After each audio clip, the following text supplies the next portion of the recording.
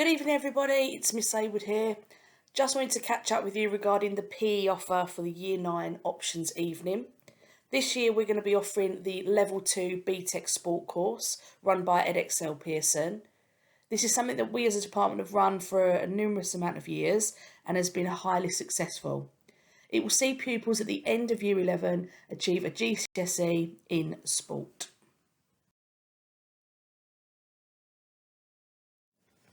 As you can see from the screen, our results over the past 20 years have been something to be commended of. Not only have we been delivering BTEC for a number of years, but our GCSE course has always been a great success. We as a department have decided over the past 3 years that Btec Pe is the route for our pupils. We can guarantee that those pupils achieve the best progress score that they can. Not only for our pupils, but for the school, we are achieving the highest grades possible. We achieve the best progress score for all subjects in the school, and we also achieve the best overall results. You can see from the trend, the past 3 years, we've achieved 100% with all of our pupils taking part in BTEC Sport. The course itself is split into 4 units. 2 which have to be completed by the students, which are fitness for sport and exercise and practical sports performance. We as a department have chosen the other 2 units that we would like to offer to our students. The next one being training for personal fitness, and finally the mind and sports performance. We feel this gives pupils a real in-depth look into different elements within PE. It might be that you're someone that's looking to be a psychologist in sport when you're older, or you want to be someone that works in a gym, or you want to be a teacher. The first unit's pupils will cover in Year 10 is fitness for sport and exercise. As you can see above, this is an examination, which would equate to 25% of the overall course. This is the only exam pupils sit, and we try to get people to sit this exam halfway through Year 10. This way it alleviates pressure as they move into Year 11 and they're studying other exams. This part of the course looks at the overall fitness, health and performance that an individual will need to look at. It links nicely with biology and it also links nicely with the other sciences. Some of the key things that they'll be studying are linked to the reasons people take part in PE. It could also look at why your body changes during exercise. Also, we will study things like the skeleton, the muscular system, the respiratory system, and the cardiovascular system. The second unit pupils will cover is practical sports performance. As it says above, this will cover 25% of the course and will merely be delivered as coursework. This doesn't just mean writing out responses, but also showing your practical ability. In this course, we will need to look at 2 different sports that contrast each other.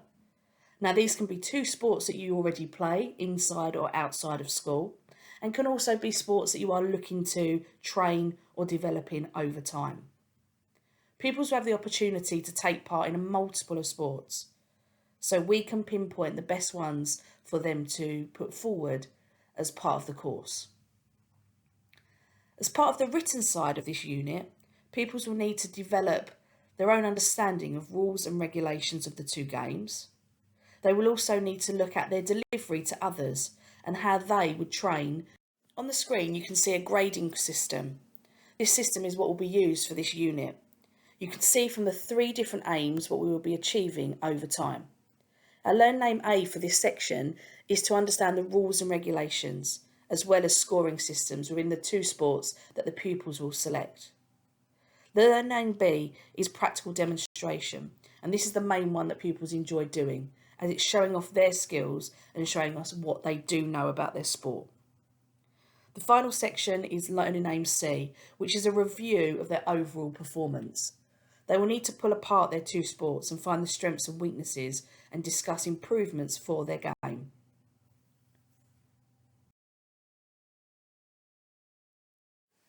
Unit 3 is the second part of the coursework element. This again equates to another 25% of the overall course. The title Training for Personal Fitness looks at individuals creating their own training programs. This may be linked to a specific sport, or it might be linked to specific skills that an individual would like to improve on. You can see from the 4 elements on the screen that we are looking at Learn Aim A, which is designing a personal fitness training program. Again, it is graded in the 4 elements: a level 1 pass, a level 2 pass, a level 2 merit, and a level 2 distinction. As the course is a level 2 equivalent, ideally we want all pupils working at a level 2. As the pupil goes through this course, you will see there are 3 other learning aims, all of them linked to creating their own training plan. Again, this is a good way of pupils improving their overall fitness, and also gives them an opportunity to show off the skills that they've already learned. Unit 4 is the final unit. Again, it is another coursework element which will see pupils handing in 3 different presentations linked around the mind and sports performance. Pupils will be taught the content. They will learn why people act like they do in a sporting environment. They will look at bad losers and why people thrive under pressure. It is a good element to finish on, as it gives them a real insight to the psychology behind the sports people. Once again, the coursework equates to 25%, and this will go towards their overall qualification. The 3 elements that we will be looking at throughout this, as you can see on the screen, is personality, also motivation and self-confidence, and finally, anxiety and arousal during performance.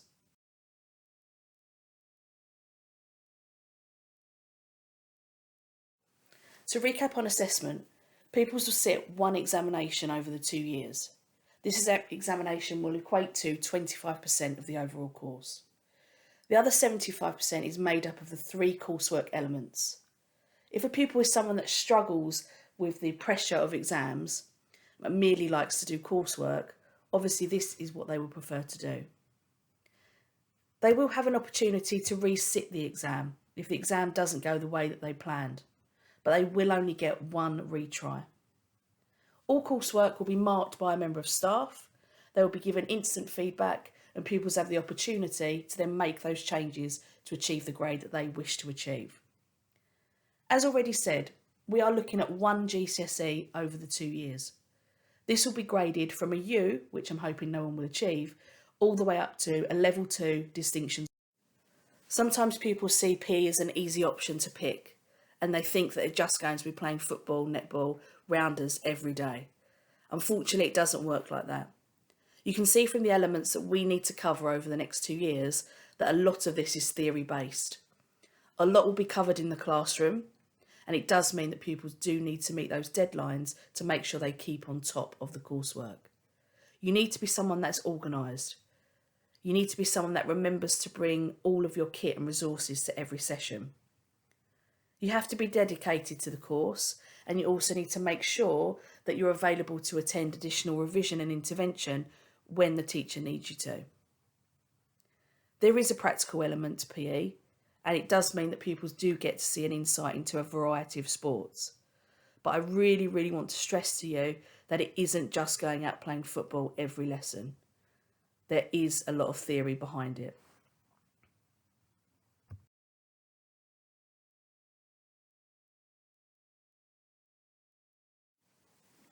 As we near the end of the presentation, I thought it would be important to discuss the next steps of this qualification.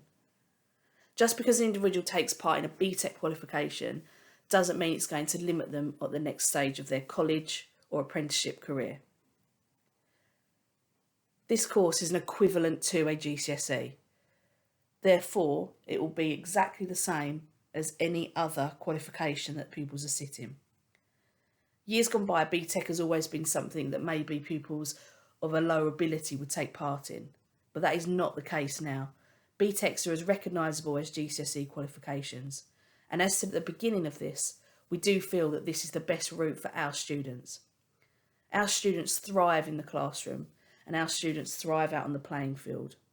And we do feel that looking at these 4 different elements of the course will help them all of them, to achieve the best grade possible.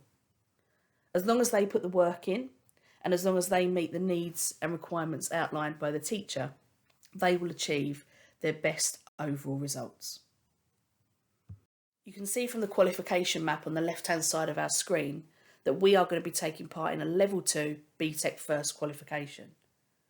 From there, it does mean as we go into college that we can cross over to A-levels. We can continue to do a BTEC Level 3 qualification, and then that can then move us on to higher education such as university. Finally, if you'd like to receive a copy of this presentation, or you merely have a question that you'd like to be answered, then please feel free to drop me an email on the below address. If there's any immediate questions that you want me to answer right now, feel free to add them into the chat function on Teams so I can respond to you.